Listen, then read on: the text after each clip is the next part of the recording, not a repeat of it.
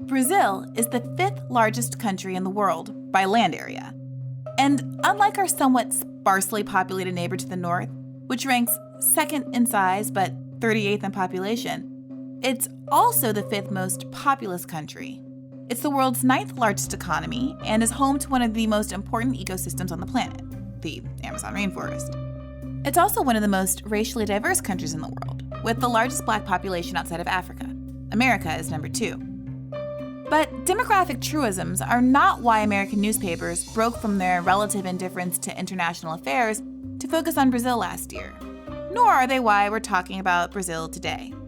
The reason American eyes were turned on Brazil last year was a national election with eerie parallels to the one we went through in 2016. It resulted in the election of Jair Bolsonaro, a man sometimes referred to as the Donald Trump of Brazil.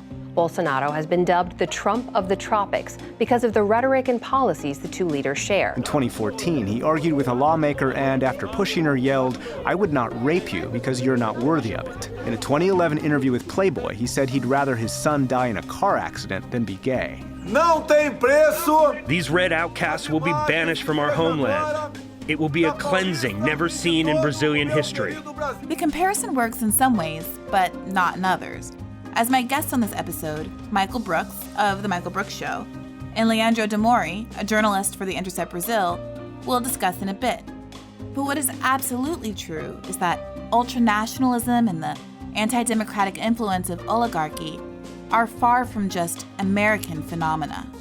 Across the globe, the movement toward oligarchy runs parallel to the growth of authoritarian regimes, like Putin in Russia, Xi in China, Mohammed bin Salman in Saudi Arabia, Rodrigo Duterte in the Philippines, Jair Bolsonaro in Brazil, and Viktor Orban in Hungary, among others.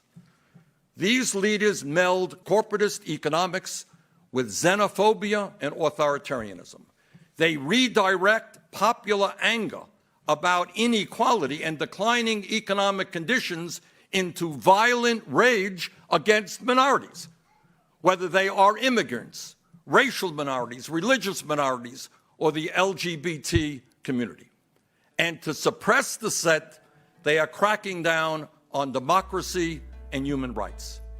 Global fascism has been on the rise, and the next president of the United States needs to have a political strategy for how to withstand it, and an ideology which supports a global movement to fight back. This is an episode about Brazil, but it's also a story about a rising tide of right-wing populism across the world. From Russia to Brazil, India to Poland, the Philippines to right here in the United States of America. And it's a story about how Bernie Sanders is unique among 2020 candidates and having a plan to defeat it.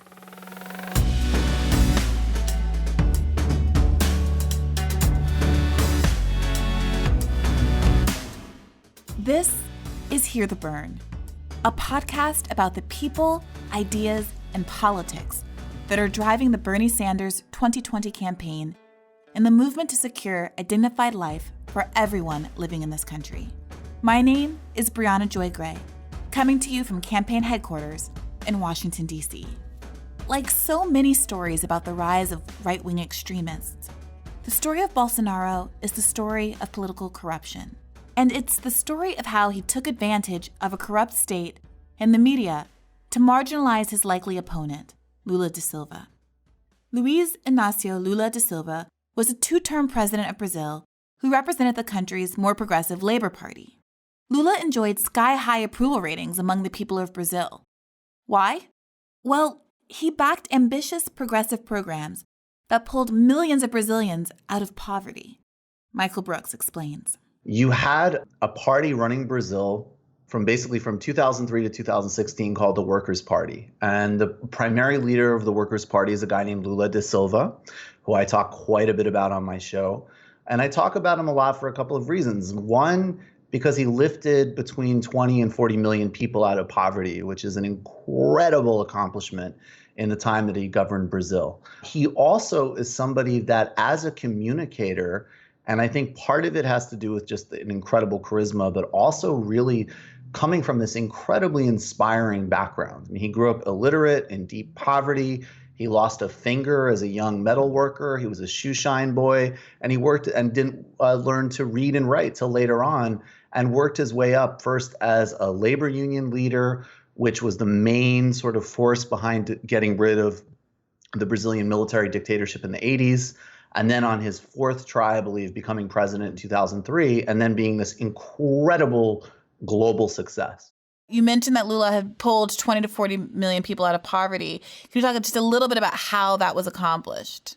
So he has one program called Bolsa Familia, which was a really, at that time, a very significant global accomplishment. It was basically just like, it was actually a form of, the only condition was children getting immunizations and going to school, and then families just got cash transfers.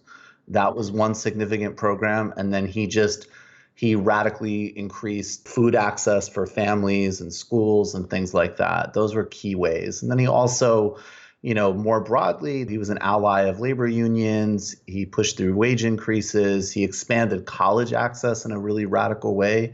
They went on a big building of college construction spree, and there was also a lot of corresponding efforts to equalize who was going to college in terms of, people's economic and racial backgrounds in Brazil. Meanwhile, while Lula was enjoying extreme popularity, Bolsonaro had been nursing a rather unremarkable career. Unremarkable, except for the extent to which he had a history of racist and bigoted statements about women and members of the LGBT community. He's a professional politician for 13 years being a congressman in Brazil. And he praises military dictatorship in Brazil that we have had in the 60s and the 70s and the 80s. So he's old politics. He's not new. He's not brand fashion new. He's not post-politic. He's just the old politicians that we have in Brazil that for so many times in a new country with democratic waves, we hoped that this kind of politician will disappear. And unfortunately, now we said they are not disappeared. And unfortunately, now we say they won the elections. Basically, Bolsonaro says what he wants. He's just like Trump in that way. That was Leandro Demori, a reporter for the Intercept Brazil, an outlet which has been an important independent news source reporting on Brazilian politics. In 2015, 2016, Bolsonaro started to travel around the country to talk to people. He's just like a sponge that absorbs all the improprieties that people want to know and want to say and can't because, it's racist or it's misogynist. And Bolsonaro, he has no problems to say all that stuff.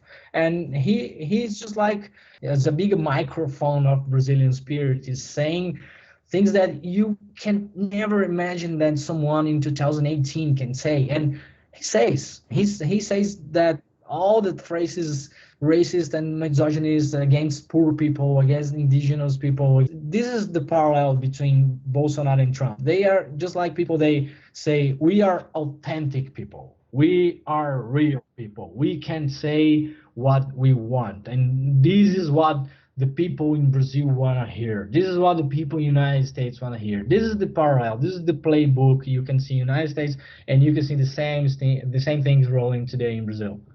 So is it just the bigotry standing in as a proxy for authenticity?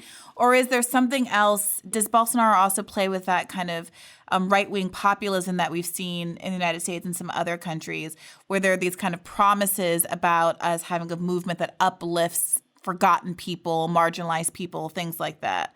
Yeah, it's the same thing. Bolsonaro is trying to recover the old and good Brazilians. As the same stuff that Trump did in the United States, I don't know, with the coal miners or, the old and good United States. You remember that time that we were good and the people loved us? Okay, let's try to recover that. This is the same discourse that we can hear in Brazil today with Bolsonaro. Now, in some ways, the Trump comparison isn't quite accurate. Bolsonaro was a career politician, not a so-called outsider like Trump.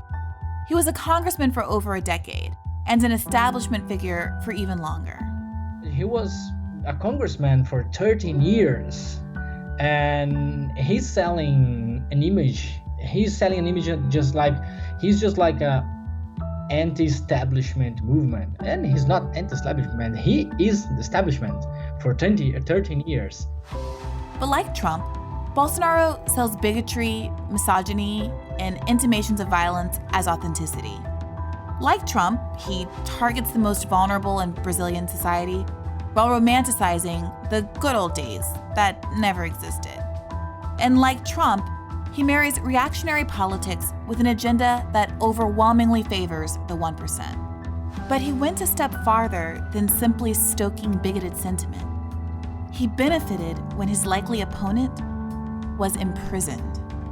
With Lula's approval rating hovering between the 70s and 80s, it was unlikely that Bolsonaro could have won with bigotry alone. Enter Operation Car Wash. Now, Operation Car Wash is a 5-year corruption investigation into Brazil's economic and political elite. So the Operation Car Wash was an operation led by the public ministry and the federal police. They did something radical in Brazil. They put big fishes in jail. This is radical. We have never saw that. Not just politicians, but managers, directors of big companies in Brazil. And this led people to believe that car wash operation was just like the salvation of the country, the end of corruption. Brazil is plagued by high levels of corruption.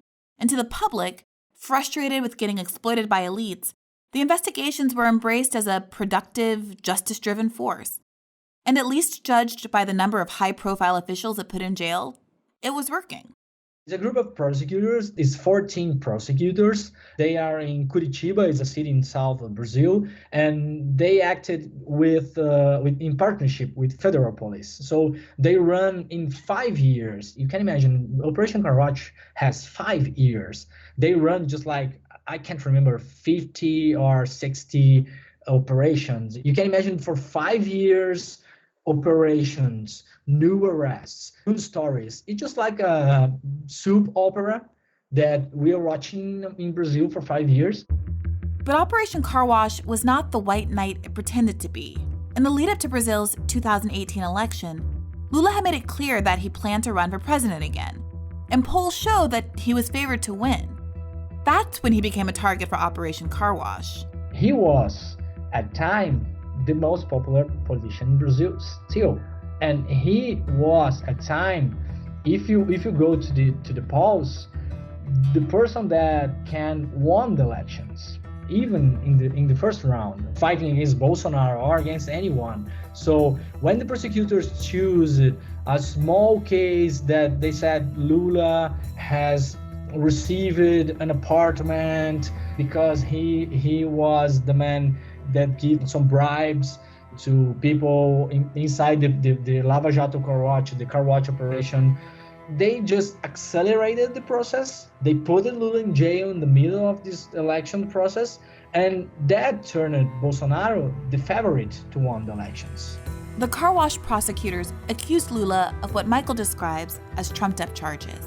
In the summer and spring of 2016, he was basically rushed into prison in this incredibly quick process where basically they said that he took a bribe of an apartment after he was president. And I'm trying to keep, there's a lot of details here, I'm trying to keep it as simple as possible.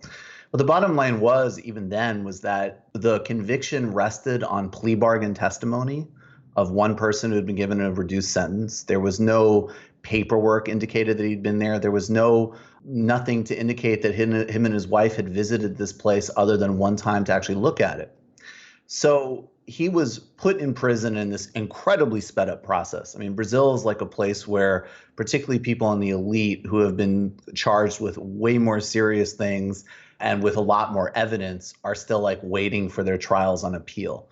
He was put in jail, taken out of the presidential race, and essentially put in solitary confinement and silenced for the duration of the campaign. He's remained in solitary confinement ever since, and until recently, was even prevented from speaking to the media. Meanwhile, the judge who put him there, Sergio Moro, has become Minister of Justice in the administration of Brazil's new far-right president, Jair Bolsonaro.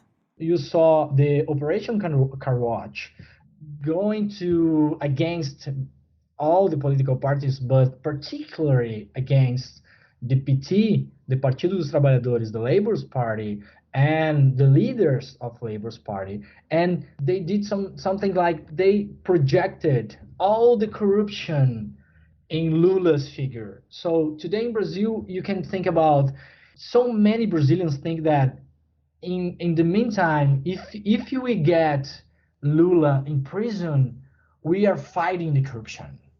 And if Lula eventually can be released, we will see the corruption come back.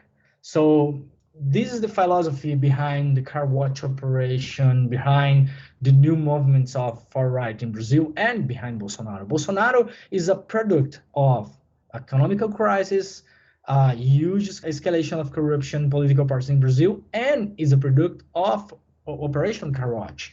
So you can understand how many people in Brazil, poor people, searching for a hope, in any part of this story, just swing to vote to Bolsonaro. It's you can understand that people are just keeping searching for a myth, for a hero, for salvation. Now, many have been skeptical of the authenticity of the charges and the motives behind them for months.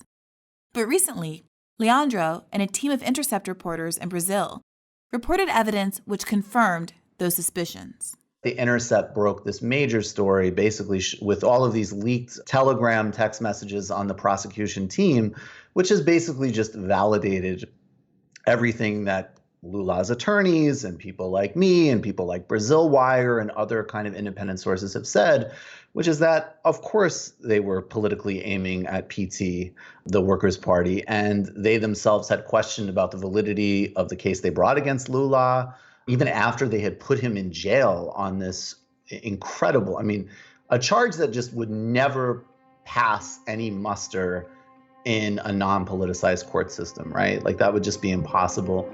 With their most popular politician in jail, Lula's party, the Workers' Party, chose former Sao Paulo Mayor Fernando Haddad to run for president. But even behind bars, Lula still spooked the car wash investigators. They were upset that the Brazilian Supreme Court was giving him the right to do an interview from prison. There's text messages of them having freakouts and also, frankly, clearly being afraid of his political appeal. In other words, like the whole election could be turned around if he gives one interview from prison. We have had access to some Telegram chats and secret conversations, and we are working on the archive, and inside the archive, we have all the conversations between prosecutors of Car Watch operation, talking to each other and trying to build a plan to avoid Lula to consider that interview to Folha de São Paulo. So it was a very, very political movement. It was not a technical movement. It's not about justice, just about politics. In the middle of elections, Lula was already arrested in a prison in Curitiba, in the federal police prison, and the Supreme Court authorized Lula to consider an interview to Folha de São Paulo, the main newspaper, the most important newspaper in this country. So at time, the prosecutors, the Lava Jato prosecutors, as we are publishing in the Intercept Brazil in these days, they was just like terrified about Lula considering an interview because, as they said in the secret chats, that can help to elect Fernando Haddad, that was Lula's candidate, Labour's Party candidate at the time against Bolsonaro. So they operated secretly. They talked to another public ministries people. They already talked to Supreme Court judges. And at the end, the interview was not authorized in the middle of campaign. And the media, unsurprisingly perhaps, also played a role. For so many years, media was some kind of official press of the car wash operation. For so many years, journalists, they got tons of journalistical scoops from car wash operation without investigating without talking to source, just being feeded by the prosecutors. So you can imagine that right now that helped, of course, to elect Bolsonaro, right? Because Bolsonaro is a product of car wash operation too. And right now, with the new revelations of the Intercept Brazil, you can imagine that part of the mainstream media in Brazil, they are with us, they are partners, they are looking to the archive, searching for news stories and publishing news stories. But some important part of mainstream Brazilian media, including Globo, that is the main strong and important media company in Brazil, they are even now trying to protect the car wash operation, to protect the prosecutors, to protect the ex-judge and Ministry of Justice of Bolsonaro, Sérgio Moro. With Lula neutralized and incommunicado, the path was clear for Bolsonaro to win Brazil's presidency, enjoying support from outlets like the Wall Street Journal along the way. Bolsonaro's win is that much more frustrating when viewed through the lens of Lula's life, record, and what he means to Brazilians. Raised in deep poverty, working class, illiterate until the age of 10, Lula understood in his bones what it meant to be on the losing side of one of the world's most unequal economies. Lula spent his early years immersed in Brazil's labor movement, which was instrumental in ending the country's decades of military rule in 1985. Michael attributes part of Lula's success to his power as a communicator. He's someone who, like Bernie, talks about the economy and inequality in terms that resonate with the 99%. This is somebody who speaks really viscerally in a really real way to people, which has definitely been lacking in the kind of broad center left as it's become like, kind of like, a party of like professors and technocrats in a lot of ways. And that's great. We want everybody. And, obviously there are those of us who have no problem, talking about ideas and so on. But there's also a huge amount to be emphasized for simple, clear messages, right? Like even in 2018, Brazil, like Lula, before being put in prison, they were working with a slogan of "Make Brazil Happy Again," which was actually like this really elegant phrase of like, why not? And he'll say like in interviews, he's like, look, I would juice the economy. When you get it going, then more normal people can go for coffee. They can buy a beer. They can watch soccer. Then that helps so-and-so. He's basically giving you this like bottom-up Keynesian argument in terms that any normal person can understand. And I think Bernie's a great communicator in that way as well, in terms of like just this really clear explanation that obviously tracks with people's experience and puts things in actually just very clear terms. So, why does this matter to us? Well, back in June, Bernie announced support for Lula, tweeting, quote, "During his presidency, Lula da Silva oversaw huge reductions in poverty and remains Brazil's most popular politician. I stand with political and social leaders across the globe who are calling on Brazil's judiciary to release Lula and annul his conviction." In speaking out on behalf of Lula, Bernie stands out in the Democratic field. And it's indicative of what makes his approach to foreign policy both unique and sophisticated compared to other major candidates, something even mainstream media outlets have cottoned on to after years of dismissing Bernie as a foreign policy neophyte. Michael told me that Bernie's unusual foreign policy background might account for the freshness with which he approaches the subject. It's both because of, I think, a sophistication and a sensitivity about understanding the broader world systems at stake than the other candidates have, which in fact do go back, I think, to being a mayor who still thought about the world. And that is a doorway into foreign policy. There are these very limited cliches of what makes somebody a foreign policy expert, and they usually overlap with being wrong consistently about all of the main foreign policy issues we face. But one is, you can be in the military, and one is you can have some sort of like academic think tank, State Department sort of background. And that's great. I'm saying we should add to those things. And one absolutely valid way of adding to those things is somebody who came to politics primarily as an activist, who was applying the same metrics that he had about civil rights or poverty to the idea that the United States should not be supporting death squads in Latin America in the 1980s for a variety of reasons. And also somebody who was innovative enough and creative enough to see that he could take a very unique platform to actually forward citizen diplomacy in a time that even in the 80s with regards to the Soviet Union was incredibly important. People kind of joke about even those trips to the Soviet Union, but what they don't remember, or maybe they don't read up on, was that a big thing that was going on in the 80s was actually a lot of sort of NGO-led citizen-to-citizen travel between those countries, which really was helping de-escalate what had obviously been such a destructive conflict in so many ways. So I think he comes to it in a very different way.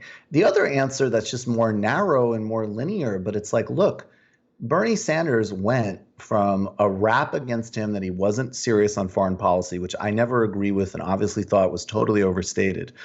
He was right about the invasion of Iraq. He had definitely spoken clearly on some foreign policy issues, but it would have been fair to say it wasn't a primary emphasis at times in his career in Congress. That would be fair. Post-2016, he hasn't even just, we're not talking about putting out memos or, going and giving a speech. He is the leader in trying to stop what's happening in Yemen, which is one of the just great atrocities and horrors of the world today, something that the Trump administration is actively supporting, something that Sanders has led on in a completely unparalleled way, including in terms of pulling together what on the surface looks to be a very unlikely coalition.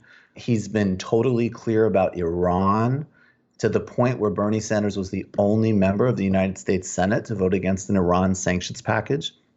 That's one of the most important votes you can cast.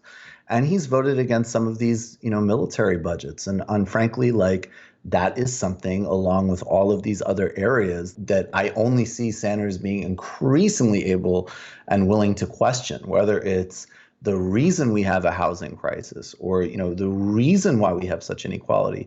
Part of that is going to have to be, we can't have budgets like this in terms of the military. We can't have a foreign policy that's led by that anymore. So I think if you look at the pathway that he has to foreign policy up through the work that he's done today, and of course I would add the courage to be clear that a leader like Lula should not be in prison, and that in fact we should be aligning with and supporting people like that. It stands alone. And it's also only something that we're going to have to back him a lot on, because it goes against so many of the kind of thoughtless cliches that people are used to when we hear about quote unquote tough or serious on foreign policy. Leandro explained that, along with other leaders around the world, Bernie's support for Lula and democratic rights really does matter in Brazil. It's very important, actually, because in Brazil, so many politicians, they are with the government, allied with the government, and for other side, so many politicians on the opposition, they are trying to not involve themselves in this history in some kind of way. So it's important to know that Bernie and other politicians all around the world are following what we are doing, and for the liberty of, even for the liberty of the press in Brazil, it's important for us, being people like Bernie, watching us and saying, look, you must confirm your constitution, your Brazilian constitution, that we are protected right now. We are protected about our source, about anonymity of source. We have the rights wrote in on our constitution to publish that stories. The institutions in general in countries like Brazil, they are not strong enough to support the constitution. So it's very important to be people like Bernie looking, watching us and saying, you are doing your job, you are journalists, and you need to be respected.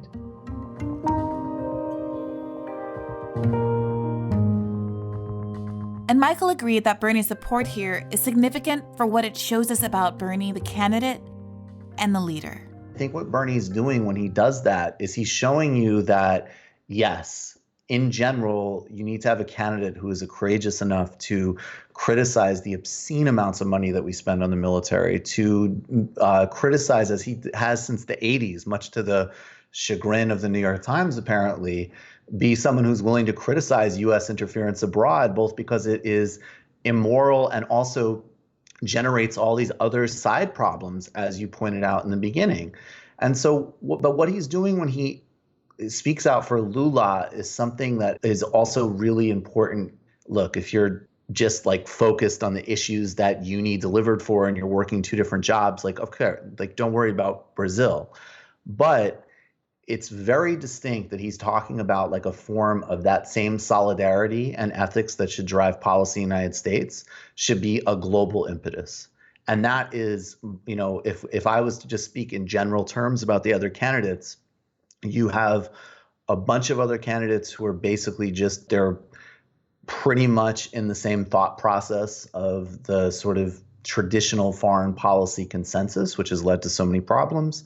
And then maybe others who have been willing to take brave stances on certain issues, but have not extended that to the idea of like a genuine partnership or solidarity with people from other countries, which I think is essential and, again, just unparalleled in terms of what he brings to the table. Along with his position on Lula, Michael pointed to Bernie's leadership with regard to both Iran and Yemen as examples of just how different, even unprecedented, a Sanders administration's foreign policy would be. I would look at that Iran sanctions vote. I think that that's an incredibly important vote. And I'll just spell it out because I know the kind of obvious answer to it, which was that it was a bundle. It was both a sanctions vote against Russia and Iran. And I know that there's a lot of feelings about Russia. I have no problem with an example that, you know, that Senator Sanders talks about Putin's leadership in the context of right-wing authoritarianism. That's correct and appropriate. I think being able to critique and understand a global trend and recognize that you actually still want to, as an example, collaborate on arms control, which I would hope that anybody running would want to do. That's a pretty important area.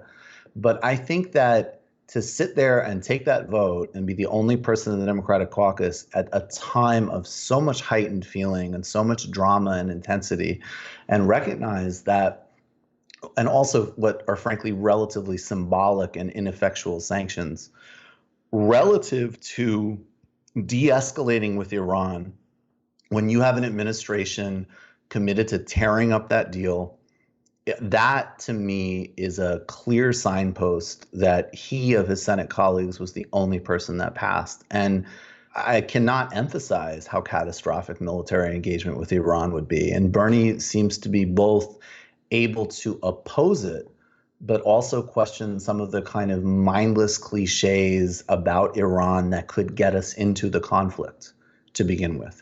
And then I would also put the work in on Yemen. I mean, it's one thing to vote the right way on that. It's quite another to lead on that in a way that, you know, takes on the Gulf states in a really tangible way. And then I would say, you know, the Lula thing matters because much more broadly, a policy for Latin America that synthesizes stopping all this horrific atrocities and inhumanity at the border with a U.S. foreign policy that instigates so much displacement and so much violence is essential. So I think he has the understanding, I think he has the track record, and I think that also, frankly, you know, where his instincts are also different. You know, I mean, he's been willing much more quickly than other candidates to say, no, the occupation is not okay, right? And so to me, this is an area where not only is he not weakened, he's kind of like the slam dunk candidate in this regard. Zooming out, what informs so many of Bernie's foreign policy positions is an understanding, first, that just as the forces fighting progressive change in this country are not hindered by borders, so too must our movement have an international scope. And second, that there's a link between the growth in transnational oligarchy and the rise of right-wing authoritarian governments. It gives you a clear ability to disaggregate, right? Like, in other words, if the right-wing populists, who are not, in fact, almost never are they actually populists, look at Trump or Bolsonaro, these are pure 1% agendas. But they get to play to people's bigotry and xenophobia. They get to pretend that they care about people's real needs, whether or not it's safe neighborhoods or economics or whatever. And then if the only response is either a really technocratic one that doesn't speak to people in a visceral way, and that's why some of this stuff is really just, again, clarity of communication. But maybe, and again, I don't even necessarily know either. I actually think that there's some people in center left and the Democratic Party who they sort of have the brands that they fight against right-wing populism when it comes to things like xenophobia, but when it comes to the actual record, I don't know how true that is. But what you do when you have a left argument is, one, particularly in the United States, is you and elsewhere, you definitely can activate and mobilize the cross-boundary working class coalition. That's real. It's there. And it's also people that, regardless of how you win a campaign, literally need to be delivered for. And then you also call the bluff on the other side, right? You say, look, you're not actually doing this. I actually do have a plan. I will actually confront Amazon. You can have a little Twitter argument with Jeff Bezos and do this, whatever nonsense. But we're going to actually take that company on, and we're going to change people's lives as a result of it. And then I think, in terms of voters, then they have a really clear choice, right? And I think you will get, I don't know how large a group, but I think it's a geographically significantly placed group of people who fell into the Trump thing who will come back. And then, frankly, it also clarifies the boundaries on everything else, right? Because if somebody, it's like, look, let's be really clear what the choice is. And if you're picking a Trump over a Sanders, then there's no hiding room for what that vote is really about. And if that's what the vote is really about, then that's obviously, we're just going to have to win that battle. There's the same dynamic in Brazil, right? There's clearly a chunk of people that would have voted for Lula, but then voted for Bolsonaro. And I think that part of what this comes down to is the credibility that people believe you're actually going to do something, and then also the just simplicity and clarity of your message. And I think that in today's world, that's ironically something that actually makes Bernie a charismatic candidate in an odd way, because it's so clear. There's so little bullshit. And so to me, because yes, there's race and class and xenophobia and gender, those are the things that everybody knows about and are really important, all of those things for understanding the electorate. But I also think there's people who are burned out, people who are freaked out about the future, people where it's just too complicated, too toxic. They don't want to, they don't want to get into it. We were joking on my show recently as an example of some people in the electorate, somebody tweeted a response to an Ilhan Omar tweet, and they said something to the effect of thank you, Congresswoman. You and Trey Gowdy are the only people with integrity in Congress. You're okay, how do you even work with that? And to me, it's well, maybe only thing that's getting through is Ilhan Omar is super authentic. She's honest, so I don't want to reduce politics to that, but I do think that we can't forget that as well. And I think that Bernie is actually carrying that flame really well. I think that he's talking about who he is, why he's doing this, what motivates him. And then in his case, it's a seamless transition, right? It's not oh, I have this beautiful life story and then I'll get back to you later on what I actually want to do. It's I have this mission and this purpose, and it correlates. I think if there was a war with Iran, it would be an absolute disaster for our country, for Iran, for the region, and for the world. What we are saying today is that in the midst of the worst humanitarian disaster on the planet, where 85,000 children have already starved to death, where we are fearing imminent famine and perhaps the death of millions of people, what we are saying now is we've got to end that war. We've got to help the people of Yemen with food, with humanitarian supplies, not with more bombs. One of the differences that Joe and I have in our record is Joe voted for that war. I helped lead the opposition to that war, which is a total disaster. In the long run, if we are ever going to bring peace to that region, which has seen so much hatred and so much war, we are going to have to treat the Palestinian people with respect and dignity. To put it simply, this movement doesn't stop at our borders, and neither should solidarity. Unfortunately, all of these people like Thomas Friedman have sort of turned these things into cliches, but we actually do live in a very interdependent world. And even some of the projects and goals we have for ourselves in the United States towards redesigning like how the economy works, as an example, for people in a way that would benefit the many, not the few, which is like what the Sanders campaign is all about, will in certain ways run up against questions about global trade agreements, foreign policy, what other countries are doing, and whether or not these things can be synchronized or not.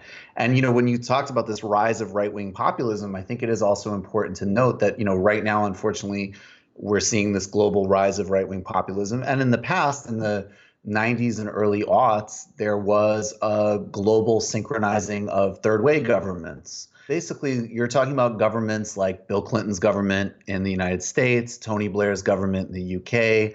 There were also governments at that time in Brazil and Sweden and Germany that identified in that way. And, you're basically talking about traditionally center-left parties or labor-oriented parties that move to the right on economics, would be a way of super simplifying it. And that they had a shared global project, like they were meeting in different capitals together. They were trying to coordinate and think through problems together in their kind of like shared framework. So I totally see a world where hopefully, in addition to electing Sanders, there's a lot of really good democratically oriented left populists who are taking power and trying to deliver more broadly for their people, and they're thinking together across boundaries. Solidarity should be a verb. And with respect to foreign policy, as elsewhere, Bernie Sanders is a model for action. That's it for this week. Let us know what you think at hearthebern@berniesanders.com, or send us a tweet with the hashtag #HearTheBurn. If you haven't already, please take a moment to rate, review, or like us on Apple Podcasts, SoundCloud, or wherever you're listening. As always, transcripts will be up soon. Till next time.